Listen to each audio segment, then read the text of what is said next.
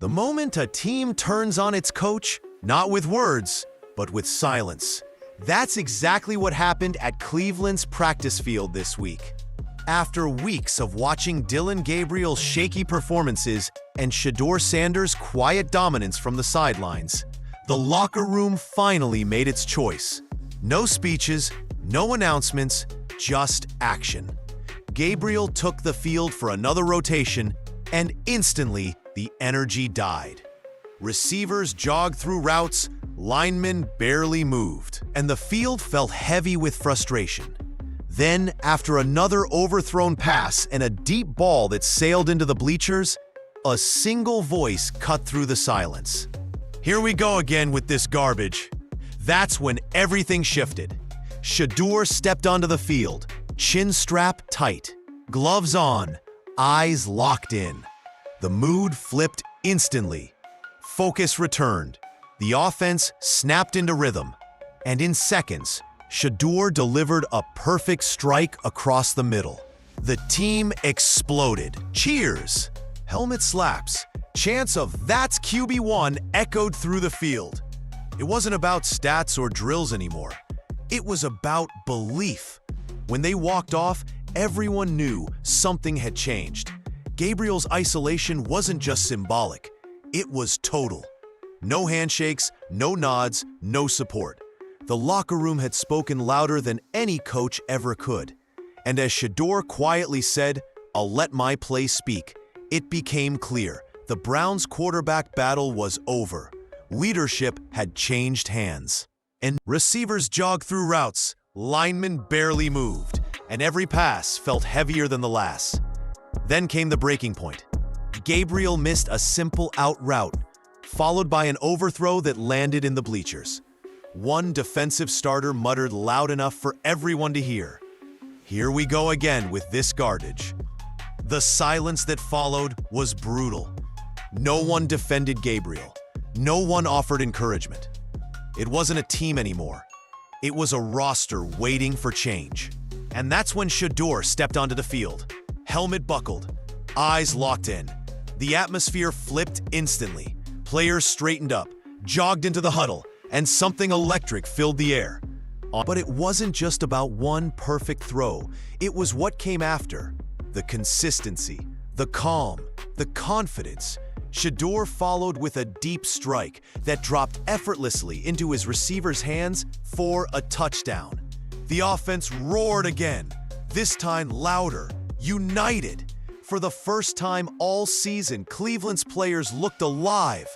On the sideline, Gabriel stood frozen, helmet in hand, eyes searching for any sign of support that never came. That practice wasn't just another day in camp. It was a rebellion in real time, a moment when the locker room chose its leader, not through a meeting or memo, but through raw energy and performance.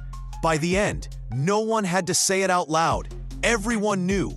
Shedeur Sanders had become the Browns' true QB1, and there was no going back. The shift didn't happen with an announcement. It happened with a spark. One moment, Cleveland's practice field was silent and tense. The next, it felt alive. After weeks of watching, Dillon Gabriel struggled through drills, missing throws and losing his teammates' trust. The locker room finally reached its breaking point. When Gabriel's latest pass sailed high into the bleachers, the entire field froze. Nobody shouted. Nobody comforted him. Just an uncomfortable silence heavy enough to crush confidence. A single defensive player muttered, "Here we go again with this garbage." And that was it. The moment everyone realized what needed to happen next. Then, Shedeur Sanders stepped forward. Helmet buckled, gloves tight, expression locked in. It wasn't what he said. It was how he carried himself. Calm, focused, unshakable. The energy flipped instantly. Players who had been sleepwalking seconds earlier snapped to attention. Linemen hit their stances harder. Receivers leaned forward, ready to explode off the line. And on the very first snap, Shedeur delivered. He dropped back, scanned the field, and fired a bullet. Perfect dart over the middle. The ball cut through the air and landed exactly where it needed to. The sideline erupted, shouting, laughter, relief. But it didn't stop there. The next throw was even better. A deep shot that floated effortlessly into his receiver's stride for a touchdown. The huddle exploded. Helmets slapped, players cheered, and for the first time all day, the Browns looked like a team again. Teammates surrounded Shedeur, chanting, "That's QB1," over and over. Meanwhile, Gabriel stood alone, helmet at his side, watching it all unfold. No one approached him. No one spoke. His isolation was complete. That single practice changed everything. Shedeur didn't need words or press conferences. His play did the talking. In that moment, the Browns' quarterback controversy ended not with a decision from the coach, but with a declaration from the players. Shedeur Sanders wasn't just another quarterback. He had become the heartbeat of the team. Inside the Browns' locker room, things are starting to fall apart. Players are frustrated, coaches look drained, and there's this quiet tension, the kind you can feel even before anyone speaks. Ever since the Shedeur Sanders situation started heating up, the team hasn't felt the same. Some guys are still riding with Kevin Stefanski, believing he's the right man to steady the ship. But others, they're questioning every call, every decision. It's not just about football anymore. It's about trust. When you got players whispering that the head coach is losing control, that's when it gets dangerous. One insider described it perfectly. You can sense the divide. It's not toxic yet, but it's close. That's a chilling thing to hear about a locker room that was once united by belief in a single goal. And let's be honest, Shedeur's name keeps coming up. Whether it's his rumored $30 million offer from another team, or the talk that the Browns aren't doing enough to protect him, the players see what's going on. They know when the franchise is playing politics instead of football. Myles Garrett reportedly pulled a few teammates aside after practice, trying to keep everyone focused. He told them, "We play for each other, not the headlines." But even he knows that's easier said than done. When trust starts cracking, it spreads fast. If things don't turn around soon, this could spiral into something much bigger. A divided locker room is for the past few seasons, Kevin Stefanski has been the unquestioned voice in the room. His system, his tone, his culture. But lately, that's changing. The voice players are starting to listen to isn't always Stefanski's anymore. It's Shedeur Sanders. When a rookie quarterback walks into a veteran locker room and earns instant respect, that's rare. But Shedeur? He carries himself like someone who's already been here. The way he talks during film sessions, the calm confidence in huddles. It's different. A disciplined guy, but even he's feeling the pressure. There's talk inside the building that he's growing uneasy about how much influence Shedeur has, especially over veterans like Amari Cooper and Myles Garrett. And that's where things get dangerous. Because if Stefanski loses the room while Shedeur gains it, the team becomes divided between authority and belief. That's the fine line Cleveland is walking right now. And one wrong step could send everything crashing down. The Browns don't need another press conference or headline right now. They need clarity. Who's really leading this team? The coach on the sideline or the young quarterback in the huddle? That's the question hanging in the air, and everyone in that locker room knows it. At this point, it's no longer just about football. It's about power. Inside the Cleveland Browns organization, a full-blown tug-of-war is unfolding between Kevin Stefanski and Shedeur Sanders, even if neither of them will admit it publicly. Behind the scenes, sources say Stefanski feels cornered. Every press conference, every reporter question about Shedeur's leadership, it chips away at his authority. The coach who once controlled the narrative now finds himself reacting to it. Meanwhile, Shedeur's influence is growing, not through arrogance, but through performance, through presence. When he speaks, players listen. When he moves, the locker room follows. That's leadership, and that's what scares Stefanski the most. The team's energy reflects it too. Some veterans have started taking subtle sides, one group echoing the coach's structured, methodical style, the other drawn to Shedeur's charisma and confidence. It's not open conflict yet, but it's close enough that you can feel the tension in practice. Every incomplete pass, every bad call seems to carry extra weight now. And here's the irony. Both men want the same thing, to win, but their paths to victory are clashing. Stefanski wants control, stability, discipline. Shedeur wants freedom, creativity, expression. Two leaders, two philosophies, one locker room. One insider described it best. It's not that they hate each other, it's that they can't coexist for long. And that's the storm brewing in Cleveland right now. Because when power begins to shift from the coach's clipboard to the quarterback's hands, something always breaks. Either Stefanski finds a way to adapt and reassert control, or this team becomes Shedeur's in every sense. His offense, his culture, his era. One way or another, the Browns built. The moment Shedeur Sanders entered the Browns' locker room, the balance shifted.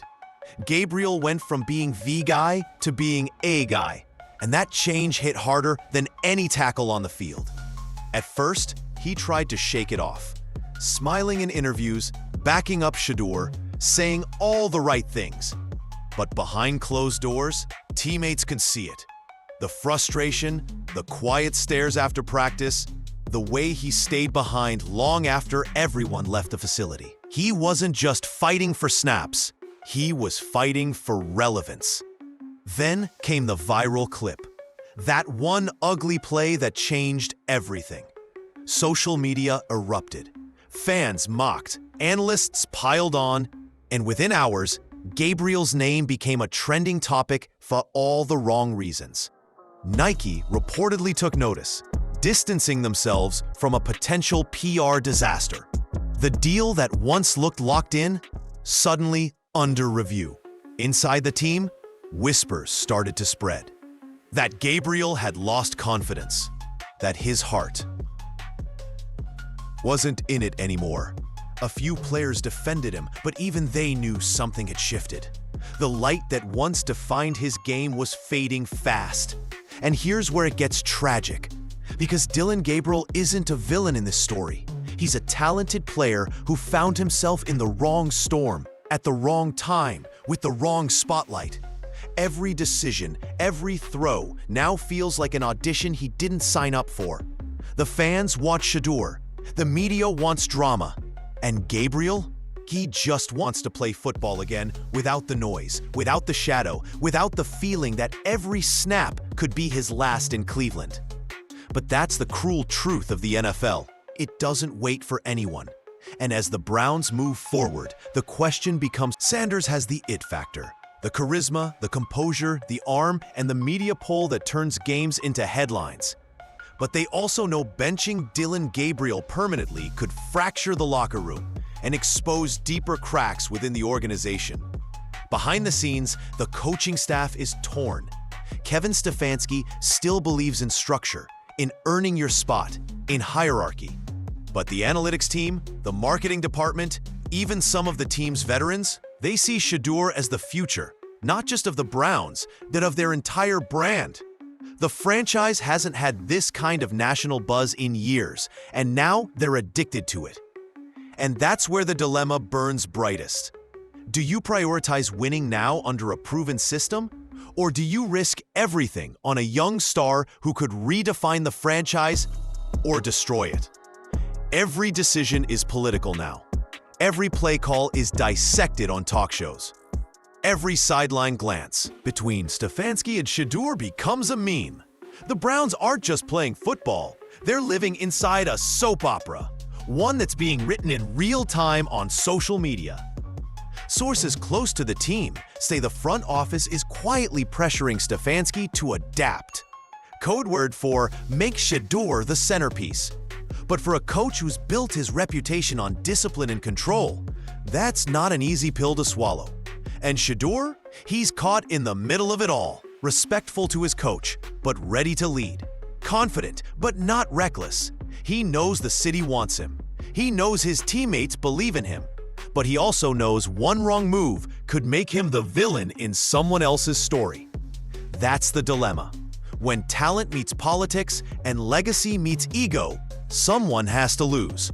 The only question left is, will it be the coach, the quarterback, or the franchise itself? When you zoom out, this whole situation isn't just about the Browns, or Shedeur Sanders, or Kevin Stefanski. It's about the modern NFL. A league that used to be built on grit, patience, and discipline is now driven by headlines, hashtags, and highlight reels. Every rookie isn't just a player anymore. He's a brand, a storyline, a content machine. And the teams that can't adapt to that reality, they get left behind. Shedeur represents that new era perfectly. He's calm under pressure, fluent in the language of social media, and built for the spotlight. But that also comes with weight, because when you're more than a quarterback, every win or loss becomes personal. It's not just the game anymore. It's your image, your narrative, your legacy being written tweet by tweet. Meanwhile, veterans like Stefanski come from a world where you earn everything. You don't skip the line because you're famous. You don't get headlines before championships. To him, football is sacred, and that's why this clash feels so raw. It's old school versus new school. Tradition versus transformation. And that tension, it's not just in Cleveland. You can see it across the league. Coaches learning to manage celebrity athletes, front offices chasing viral moments as hard as playoff spots, and players becoming global icons before they've even started 10 games. The Browns' drama is just the clearest mirror of where football is heading, a world where performance, personality, and publicity are all tied together. Some call it evolution, others call it chaos. But one thing's for sure, it's changing the game forever. And maybe, just maybe, that's what makes this moment so fascinating. Because whether Shedeur Sanders ends up saving the Browns or tearing them apart, he's already proven one thing. In today's NFL, storytelling matters as much as the scoreboard. At the end of the day, the Cleveland Browns story isn't just about who starts at quarterback. It's about power, loyalty, and the price of chasing greatness. In a league where everything, from locker room whispers to Twitter trends, can flip overnight, Shedeur Sanders walked into Cleveland with more than just hype. He brought hope. And hope is dangerous when a city's been waiting for decades to believe again. Kevin Stefanski knows it. The players feel it. The fans breathe it every Sunday. The city wants answers. The locker room wants clarity. And the league? It's watching every move, every headline, every sideline stare between coach and quarterback. So what happens next? Does Stefanski adapt and rebuild his legacy with Shedeur at the center? Or does the pressure crush everything they've built from the inside out? Only time, and maybe a few wins will tell. But here's what you can count on. This story is far from over. And if you've been following every twist, every leak, every rumor, you know the next chapter's gonna be wild. So before you scroll away, tell me in the comments, is Shedeur Sanders the future of the Browns? Or is this whole experiment destined to explode? And if you want to stay ahead of every major update before it hits the headlines, hit that like button, subscribe, and turn on notifications. Because trust me, the next episode in this saga is about to be the most explosive yet.